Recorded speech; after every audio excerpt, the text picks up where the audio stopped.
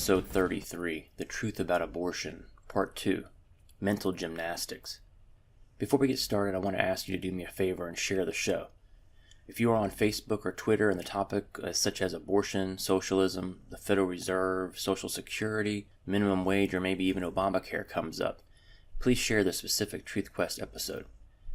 If you are listening to this on the Apple Podcast app, please take a moment and scroll down on the podcast page and give it a 5-star rating. Another way to help grow the show is to throw a small donation my way at the Truth Quest podcast patronage page. See this episode's show notes page at truthquest.podbean.com. The easiest way to stay up to date on the podcast is to subscribe on iTunes or Google Play Music.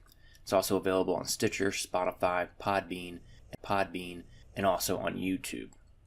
Finally, please join the conversation on Facebook at facebook.com/TruthQuestPodcast. In Episode 2, The Truth About Abortion, Part 1, I introduced the question, what about the baby?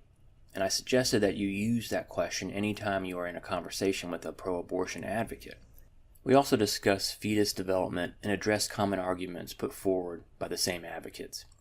This episode has evolved into a cornucopia of abortion outtakes, contradictions, absurdities, and an expose of evil measures taken by pro-abortionists. Much of this was covered in my book, Critical Thinking. Again, see the show notes page for that link. So following the midterm elections last fall of 2018, progressives have gone into hyperdrive. We've got Democrats proposing asinine Green New Deal legislation that makes outlandish, unrealistic, economy-killing proposal infanticide in New York. The New York legislature passed such a law a few weeks back. I'm recording this in February of 2019.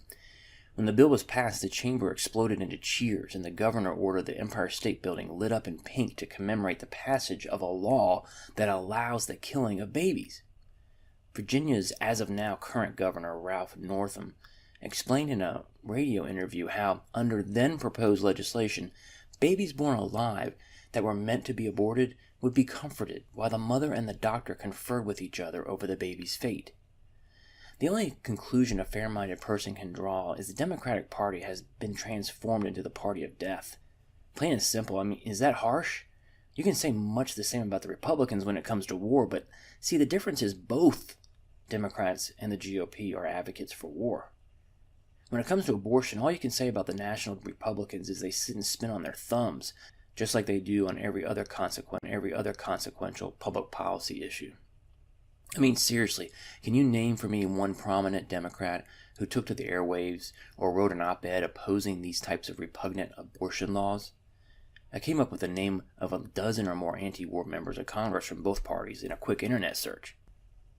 Democrats used to call for abortion to be safe, legal, and rare. But that was an intellectually dishonest argument because on the one hand, they try to tell us it's no big deal, yet on the other, it should be rare. Why rare if it's no big deal? Now they are in-your-face advocates for organizations that perform over 300,000 abortions a year and sell baby body parts, that being Planned Parenthood. More on that organization shortly. And now the Democratic Party favors infanticide. No topic exemplifies the adage, when you have the truth on your side, pound the truth. When you don't have the truth on your side, pound the table, and do it loudly. Let me know if you agree after listening to this episode. American progressives are master marketers. They run exceptional public relations campaigns. They are wizards of messaging, spin, and propaganda. They are masters of the stiff arm, name-calling, and the art of omission. They keep their opponents off balance with their constant repackaging and name-calling. If it wasn't a matter of life and death, I would marvel at its effectiveness. Consider how they handle their agenda. So consider climate change. It went from global cooling to global warming to climate change, and now it's just called extreme weather. It doesn't matter what science says. They just keep adapting their message until they get what they want. They conveniently omit any facts that oppose their agenda. They have ignored evidence of data manipulation and skewing of data. What about entitlement spending? They know that once it's in place, you can never take it away. Every election cycle, they recycle the message of vote for us because the Republicans are going to take away your fill-in-the-blank welfare program. They ignore statistics proving the war on poverty has failed and how welfare has degraded the traditional family. What about illegal immigration? They call themselves compassionate. They call their opponents xenophobes. They conveniently ignore and omit stories about violent acts of crime committed by illegal immigrants. What about an anti-Trump message? You ever heard of deplorables? What about gay marriage? Anyone who opposes it are bigots and homophobes. They hurl charges of discrimination and racism at anyone who does not agree with their policies, while ignoring the fact that abortion is the ultimate form of discrimination. Abortion messaging is no different. Year after year, media outlets ignore the annual March for Life. They omit and ignore pictures of aborted babies. They refuse to acknowledge and discuss PTSD with women who have abortions. And most importantly, as we discussed in episode 2, they never answer the question, what about the baby? Abortion messaging includes all the common refrains, back alley abortions, war on women, pro-choice, privacy rights, reproductive rights. A funding cut for Planned Parenthood is equated to sacrificing the health of wives, daughters, and granddaughters. Women's health issues. What right does some man have to tell a woman what to do with her body? An assault on women's rights, an orchestrated and historic effort to roll back basic rights when it comes to women's health. Republicans who choose abortion want women to die on the floor. Anti-choice. Most of you pro-lifers are pro-death penalty. What a bunch of hypocrites. Note on that last point, if only a baby could be subjected to a jury of her peers, a court of law, and years of appeals before being killed. Anyways, lots of mentions of women's rights in their delirious cries for righteousness, but never any mention of the rights of the baby. I think it may be time for the pro-life movement to engage in the same rhetorical war. Babies' health issues. War on women equals war on the unborn. Privacy equals right to be born. What about the baby? What about the baby? What about the baby? Pro-abortionists are unwilling to allow pro-lifers to bring morals into the debate. However, no such restrictions seem to be put on the opposition to war, or civil rights, or capital punishment, or the war on poverty. Why is abortion different? President Obama provided one of the most recent teachable moments in the abortion debate when several years ago he gave a speech commemorating Roe v. Wade. Listen carefully as I read the quote. What do you notice? Today, as we commemorate the 41st anniversary of the Supreme Court decision in Roe v. Wade, we recommit ourselves to the decision's guiding principle that every woman should be able to make her own choices about her body, and we reaffirm our steadfast commitment to protecting a woman's access to safe, affordable health care and her constitutional right to privacy, including the right to reproductive freedom. And we resolve to reduce the number of unintended pregnancies, support maternal and child health, and continue to build safe and healthy communities for all of our children. Because this is a country where everyone deserves the same freedom and opportunities to fulfill their dreams. Something is missing. Did you catch it? What about the baby's choice about his or her body? What about the baby's access to safe, affordable health care? What about the baby's constitutional right to life, liberty, and the pursuit of happiness? What about the baby's right to be born? Reading between the lines presents a very sick perspective. For example, we resolve to reduce the number of unintended pregnancies by killing all unwanted babies. For example, we resolve to reduce the number of unintended pregnancies by killing all unwanted babies.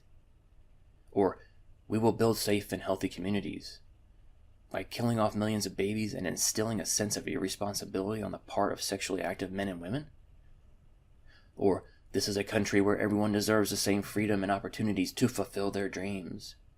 Yeah, unless you're an unborn baby in the womb of a woman who does not want it. President Obama also had this to say once. I've got 2 daughters, 9 years old and 6 years old. I'm going to teach them first of all about values and morals. But if they make a mistake, I don't want them punished with a baby.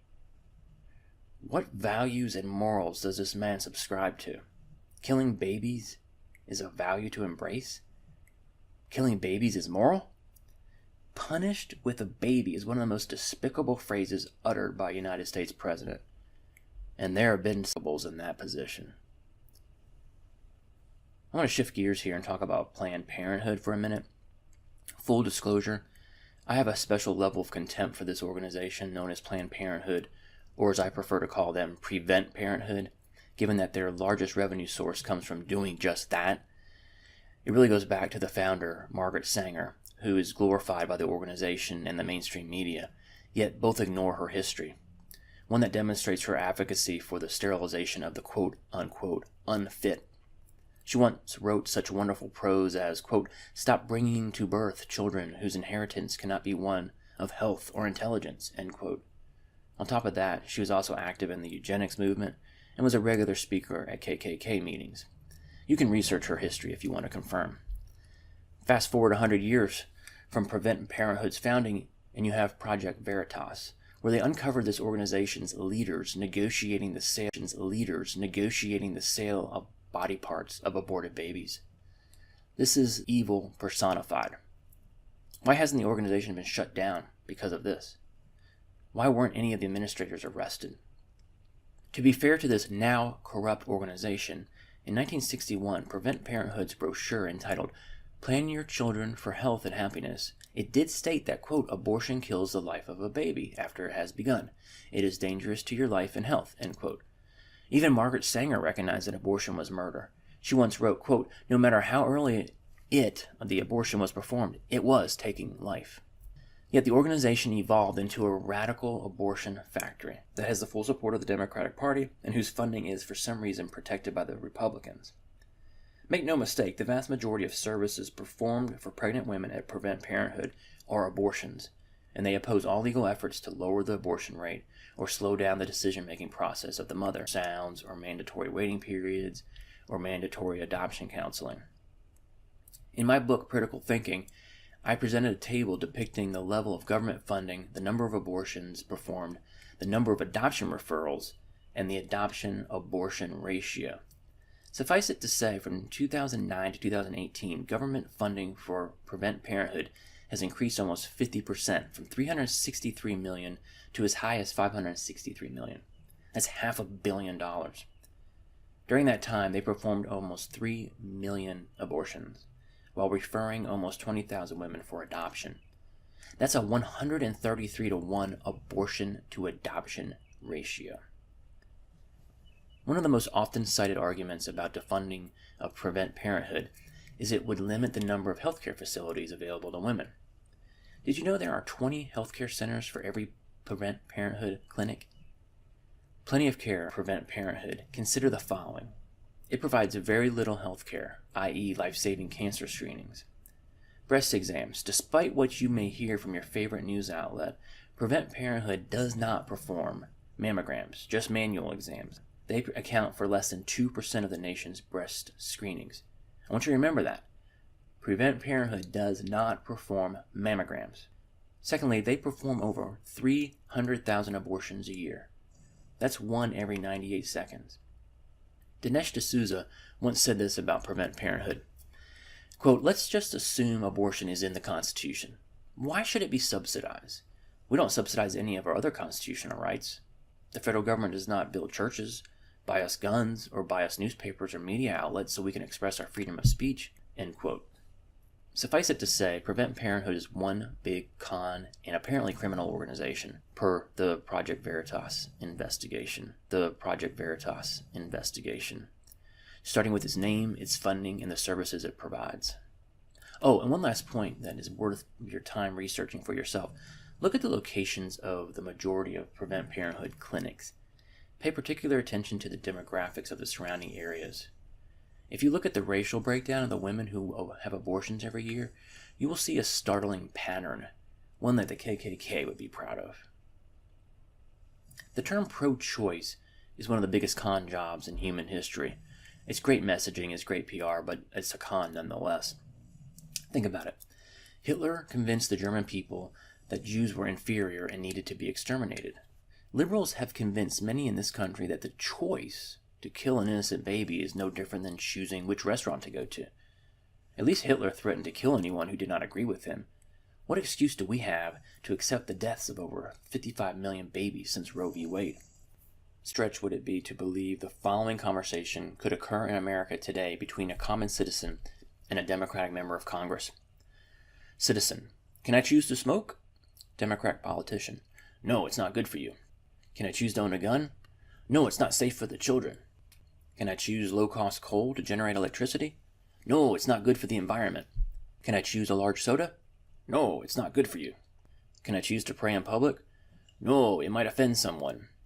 Can I choose what school to send my kids to? Oh no, you must send them to the failing public school system. Can I choose whom to hire? Not really, we have regulations for that. Can I choose which pronoun to call someone? Absolutely not. Think about the Obamacare law. Can I choose to keep my doctor? Only if he complies with our regulations. Can I choose to opt out of Obamacare? Only if you pay the fine. Can I choose to keep my current health insurance plan? Only if it complies with our regulations. What can I choose? You can choose to have an abortion insurance plan. Only if it complies with our regulations. What can I choose? You can choose to have an abortion. We are constantly being told that abortion should be a decision between a woman and her doctor, a woman and her conscience, a woman and God. However, a woman should not have the right to choose to smoke, drink a sugary drink, own a gun, have a affordable form of electricity, pray in public, have school choice for their children. My friend once posted a video of a presumably aborted baby still in the placenta. The video showed two nurses gently touching the baby, which clearly responded to their touch. Below is a conversation that ensued. Friend of my friend, why would you even show such a terrible video? Ugh. My friend, because my heart aches for the babies that are conceived and then killed. Me. Why would you even share a horrible video? Because we tried putting our head in the sand, we pretended pro-choice is admirable, we allowed ridiculous rhetoric like war on women and women's health issues to go unchallenged. At the end, we ended up with 55 million aborted babies. Friend of my friend, you have your opinions, I have mine. You don't know if the baby was sick or anything. 55 million aborted babies is a horrible number. Now do your research on how many children are homeless, without loving families, growing up with drunks and narcotics around them. When you take care about all of those kids that suffer on a day-to-day basis, let me know and I'll put my head in the sand. Me. I don't follow. What does one have to do with the other? Aborted babies and abused children. Friend of my friend. Really? You don't follow at all? Well, then I'm just going to stop right here. Me. Since you won't clarify, I'll infer. Those babies are better off never being born and having that decision made for them by their own mother. I assume your logic is that no one has grown up in a family of drunks or drug users, have ever gone on to make wonderful contributions to society. They are better off never being born. Think about it. If abortion is no big deal and in the right of the mother, why would pro-abortionists be offended by pictures of aborted babies? And notice her inability or unwillingness to articulate a defense of her position. I'm just going to stop right here, because I have no idea how to defend the indefensible position that I apparently have. This is a typical response when dealing with many left-wing policies. That is why I encourage you to use questions as a debate tool. See, I didn't jump down her throat initially. I asked her to clarify her statement. I want to end this episode with that cornucopia of abortion-related topics I mentioned at the top of the show. I call this segment Mental Gymnastics. As I walk through each of these scenarios, ask yourself how pro-abortionists can claim to be intellectually honest when they hold such diametrically opposed views. Climate change and abortion. Who are the real science deniers? Climate change skeptics who seek verifiable, valid, and non-manipulated data proving that climate is detrimentally impacted by human activity, fix, or abortion advocates that deny, or better put, ignore science when it comes to the scientific evidence about babies in the womb. I couldn't help but be struck by the fact that many of the same people who tell us to ignore science in order to justify abortion are the same ones who argue that the science of global warming/climate change must be followed. Christianity and abortion. I know what I'm about to say may seem harsh, but you cannot be a Christian and pro-abortion. It is unfortunate that millions of Christians allow the intellectually lazy and strawman arguments, many covered in episode 2, to justify their advocacy or women's right to choose. Like, what about rape and incest? This is one area where the topics we discuss here intersect: politics, public policy, and Christianity. We have thousands of self-proclaimed Christians in public office, most in the Democratic Party, who are pro-abortion, and apparently now pro-infanticide. How do they reconcile the two? And murder as a sin? Pro-abortionists insist that the abortion debate be void of any theological arguments. While pro-lifers are happy to accommodate this request, since the definition of when life begins is not found in the Bible or the Quran, but in any biology book, the real question is why the insistence on the lack of religious considerations? Consider that if your pro-life argument is based on religion, it is rejected outright. Meanwhile, the pro-abortion position is based on feelings and arbitrary lines drawn on the embryonic development scale. Gun control and abortion. What happens every time there's a mass shooting, especially in a school? Typically, liberal politicians sprint to the nearest microphone or social media site and feign sympathy for the shooting victims, and of course begin to chant for stricter gun control measures. The next day, these same politicians can be heard pontificating about the virtues of preserving abortion rights. How these hypocrites escape much deserved ridicule is beyond me. Obama once justified laws to restrict gun ownership by saying, "If there is only one step that will save one child, we should take it." Clearly, his definition of child does not include babies in the womb or children killed during a shooting, while law-abiding, gun-toting citizens might have killed the shooter, but was restricted from doing so because it was a gun-free zone. Pro-choice and slavery. During the years of slavery, one of the ways the pro-slavery movement, or as I like to call them, the pro-choice to enslave an entire race movement, defended their position was to argue that blacks were less than human and therefore did not have the same rights as whites. Fast forward 80 years after the Civil War, and you will find Hitler making the same arguments about Jews in Germany. The arguments about the unborn is the same twisted logic with the same sick results. The deaths of tens of millions of people. We simply replace one form of bigotry with the other. Why is sexism and racism wrong? We are singling out people because they are different from the current ruling class. How are the unborn any different? Question for skeptics. Was it wrong to legislate against slavery, sexism, racial discrimination? If not, how is legislation to protect an unborn baby from being murdered a bad thing? Abortion and double murder. Many states will prosecute killers for the death of an unborn baby during the murder of its mother. Yet the mother can choose to kill her baby in that same state. How do we as a society reconcile the two public policy positions? Update on this. With New York's new infanticide law, double homicide for the death of a mother and her baby in the womb is now off the table. A case like that was just referred last week. The next time you are confronted with the "shouldn't impose your beliefs on me" argument, ask the person why not. Whatever he says next is imposing his beliefs on you. Mandatory waiting periods. Personally, I'm an advocate for mandatory waiting periods and ultrasounds prior to an abortion procedure.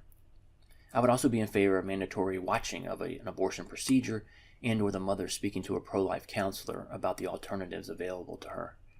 After all, if a woman is about to take the life of an innocent baby, what is wrong with doing everything we can to change her mind while ultimately leaving the decision in her hands? Question for skeptics. How do you reconcile your advocacy for mandatory waiting periods to purchase a gun, but your opposition to the one prior to a woman having an abortion? Twisted and illogical. If it were not for the deadly result of the logic required to follow the pro-abortion argument, it would be comical. Think about it. Unborn women have the right to life. However, if they are born, they have the right to abort their children. Or consider human rights causes. Many of these advocates are the same people who are pro-abortion. So the human rights of the citizens of Cuba or Venezuela or China must be defended, but we should not protect the unborn baby's right to life? Let's face it, pro-choicers would become pro-life if they were in the womb. Let's be honest here. The unborn do not vote, therefore they have no rights. That's the unfortunate unspoken logic currently being employed in the abortion debate. What does it say about a society where, as Greg Cunningham has often said, there are more people working full-time to kill babies than there are working full-time to save them? That's because killing babies is very profitable, while saving them is very costly.